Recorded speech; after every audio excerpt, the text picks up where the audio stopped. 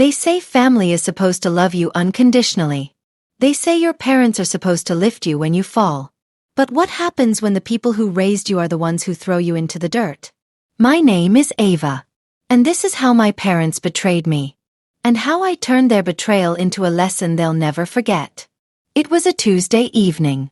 I remember it because I had just come back home from a long flight. I hadn't been home in months. I was building something big.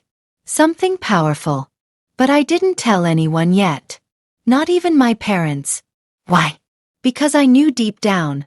They never believed in me. Not really. They always favored my older brother, Ethan. The smart one. The one with a college degree. The one they boasted about at dinner parties. And I was the disappointment. The dropout. The uneducated trash. As my father would so lovingly call me when he was mad. But that night, I wasn't expecting a fight. I came home, hoping maybe, just maybe, they'd be proud of me. Even without a degree. Even without following their perfect path. I stepped into the living room with a smile. "Hey Mom, Dad," I said. My suitcase was still by the door. My heart was full of hope. But their eyes? Cold. Sharp. Like I was a burden. A cockroach crawling across their floor. "What are you doing here?" my mom said. No hug. No smile. Just disgust. I laughed nervously. I thought I'd visit. Spend a few days here. My dad stood up from his recliner. His face turned red instantly. "Ava, we told you last year not to come back unless you got your act together," he barked. I blinked. Confused. I hadn't asked for money. I didn't cause any trouble. But that didn't matter. To them, I was still a failure. Still the girl who didn't finish college. Still the disappointment. I just wanted to visit, I said softly. That's when my dad raised his voice. "Get out, you lowlife." I froze. I'd heard insults before. But this? It wasn't anger. It was pure hatred. "You think you can walk in here like you're something?" he spat. "You're nothing. You're uneducated trash." And then he did it. He pointed at the door. "Leave. Right now. Don't you dare step foot in this house again." I looked at my mom. Hoping. Begging. But she just crossed her arms and looked away. That's when I knew. They never cared. Not really. Not about me. Only about what I looked like to the world. Only about image. And I didn't fit. I stood there for a long second. Fighting the lump in my throat. The tears behind my eyes. Then I took a deep breath. "Okay," I whispered. That was all I said. Just one word. No yelling. No tears. No begging. I picked up my suitcase. And I walked out. They didn't follow. Didn't call after me. Didn't stop me. They thought they'd won. But they had no idea. I already had something they'd never understand. Success. The kind of success that doesn't need a diploma. That night, I checked into a hotel. But the next morning, I was on a plane to Florida. To my house. Not a rental. Not a friend's. Mine. A private beach house I had paid for in cash. I built an app 2 years ago. An AI tech that caught wildfire in the e-commerce space. I sold it 6 months ago for $45 million. And not a soul in my family knew. Because they never asked. Never cared. And now, I had peace. Ocean waves. Palm trees. And freedom. But I wasn't done yet. They kicked me out like garbage. They needed to understand what they lost. So I started planning. Carefully. Strategically. But not for revenge out of hate. No. This was about truth. About showing them I was never the failure. Just the misjudged one. Subscribe to our channel right now if you believe people should never underestimate someone based on their education. Because what comes next? You won't want to miss it. The breeze at the beach that morning felt different. It wasn't just fresh air. It was freedom. For the first time in years, I didn't wake up to criticism. side comments, or the weight of constant comparison. Instead, I sipped fresh orange juice while looking out at the ocean from my balcony. And I smiled. I wasn't angry anymore. I wasn't sad either. Just free. But I hadn't forgotten their words. The way my dad yelled, "Get out! You lowlife!" still echoed in my ears. It didn't sting anymore, but it stayed, like a scar that reminded me not to forget. So I picked up my phone, opened a new contact, typed my mom's name, deleted it. I did the same with my dad. Deleted. It was symbolic. They had erased me from their lives. I simply returned the favor. But then I paused, because cutting them off completely didn't feel like closure. It felt unfinished, like there was one final page left in the story, one they needed to read, a chapter they never expected, a lesson in truth. I didn't want revenge in the way people think.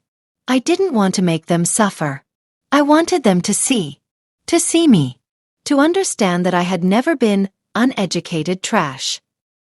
I was a builder, a creator, a woman who rose from rejection to riches without their help. And I would show them that.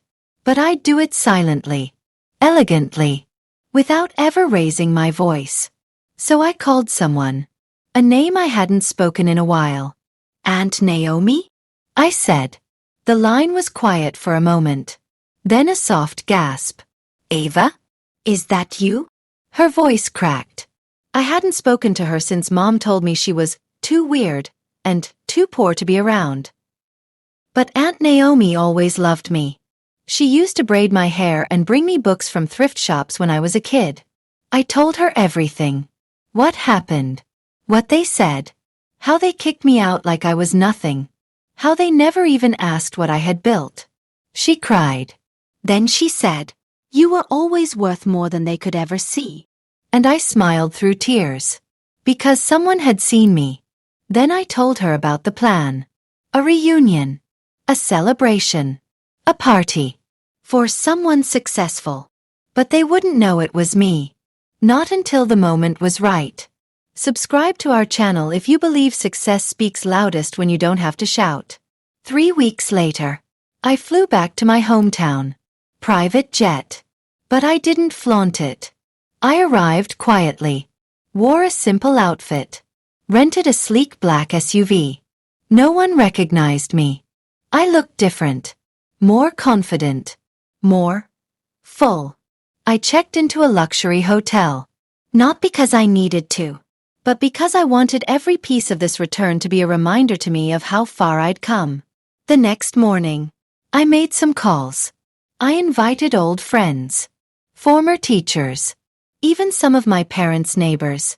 I told them there would be a business seminar held at the local country club, hosted by a mystery entrepreneur. They all said yes. Curiosity would do the rest.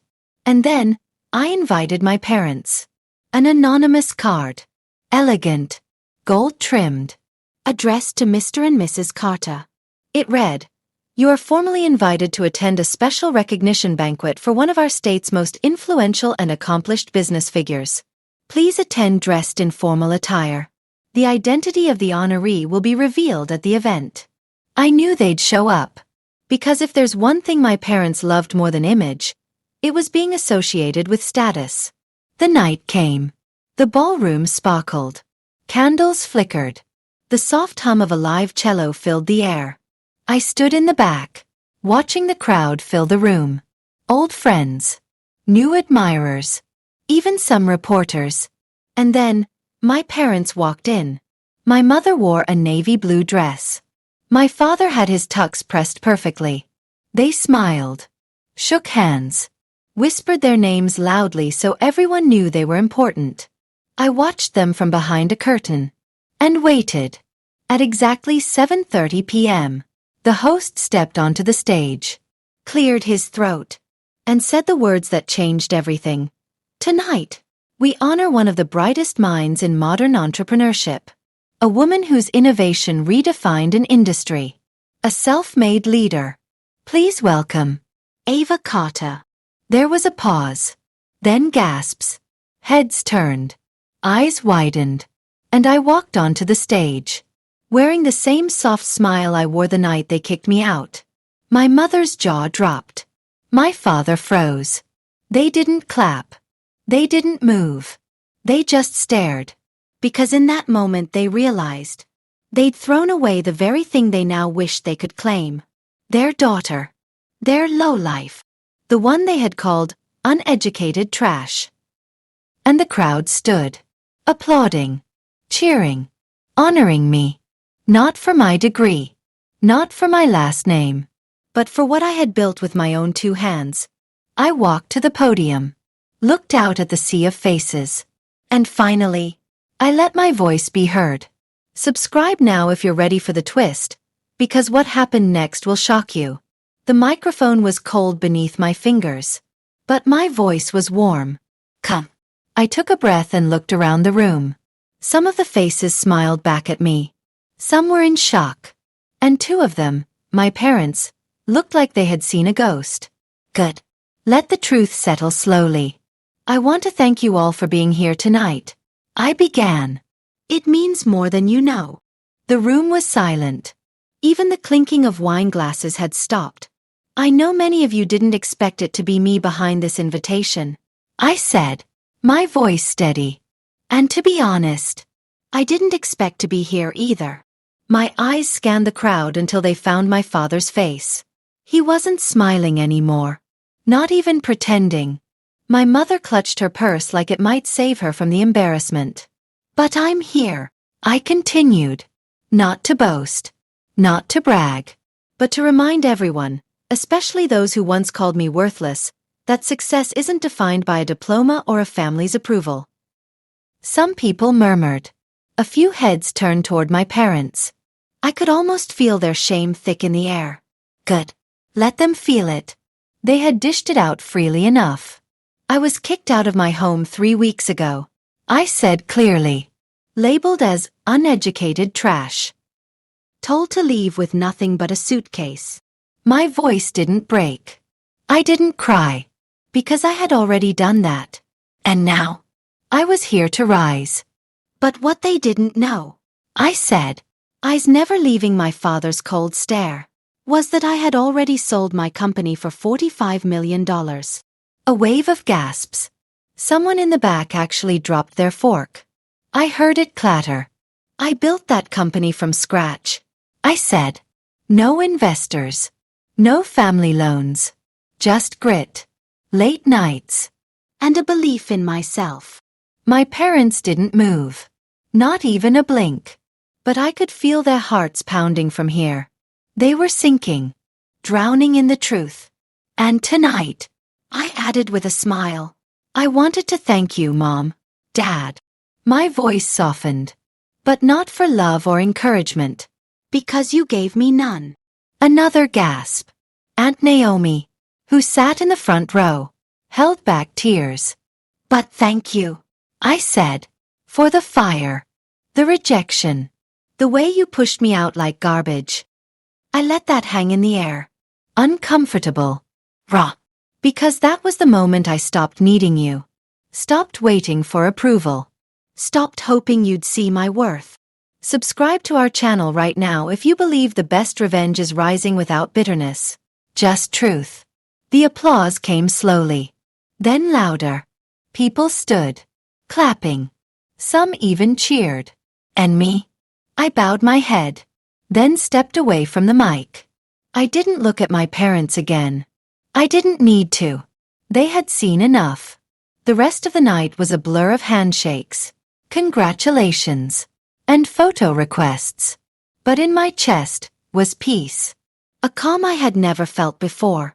And the next day, I did something even bigger. I sent a letter. Not to my parents, but to my lawyer. The title deed to the Florida beach house? I transferred it. To Aunt Naomi. In her name. No strings attached. Because she had loved me when I was broke.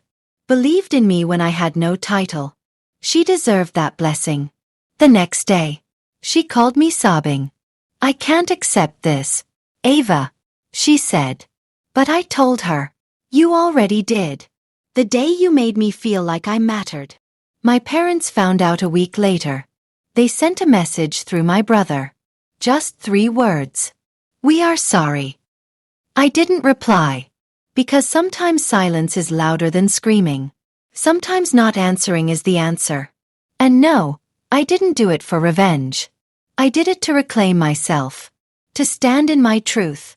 To show every girl who's ever been called nothing that she can become everything.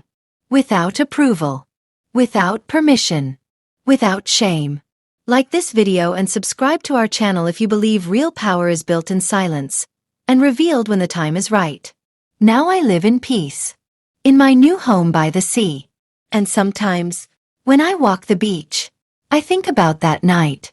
The night they screamed, "Get out, you lowlife." And I smile. Because I didn't argue. Didn't yell.